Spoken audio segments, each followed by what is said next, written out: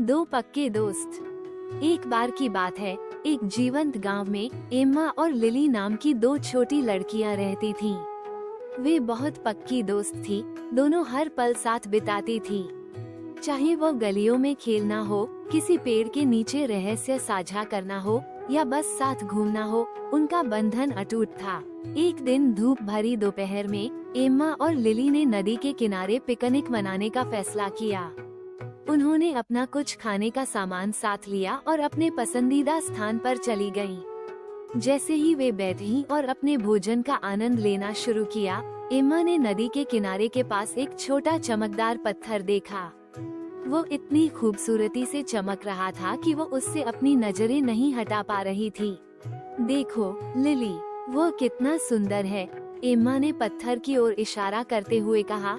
Lily ने उस ओर देखा जहां एम्मा इशारा कर रही थी और बोली, अरे हाँ एम्मा, मैंने भी इतना सुंदर पत्थर कभी नहीं देखा है। एम्मा ने उदारता दिखाते हुए वो पत्थर लिली को सौंप दिया और मुस्कुराते हुए बोली, इसे तुम अपने पास रखो। लिली को बहुत आभारी महसूस हुआ और उसने एम्मा को धन्यवाद दिया। उसने पत्थर लिया और उसे हमेशा संजोकर रखने का वादा किया और दोनों लड़कियां हंसते खेलते अपनी पिकनिक मनाने लगीं। कुछ हफ्तों के बाद गांव में चलते समय लिली को जमीन पर एक रंग बिरंगा पंख मिला। उसने तुरंत एम्मा के बारे में सोचा कि उसे ये कितना पसंद आएगा। बिना किसी हिचकिचाहट के उसने उसे उठाया और एम्मा के घर की ओर भागी। तभी उसे रास्ते में एम्मा मिली और उसने उसे आवाज लगाकर बुलाया, एम्मा, मुझे ये खूबसूरत पंख मिला और मैंने तुम्हारे बारे में सोचा। लिली ने पंख अपनी सहेली को देते हुए कहा। एम्मा का चेहरा खुशी से चमक उठा।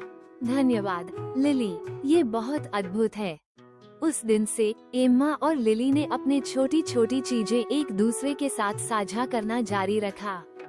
उन्हें एहसास हुआ कि किसी उपहार का असली मूल्य उसकी सामग्री में नहीं, बल्कि उसके पीछे के प्रेम और विचारशीलता में होता है।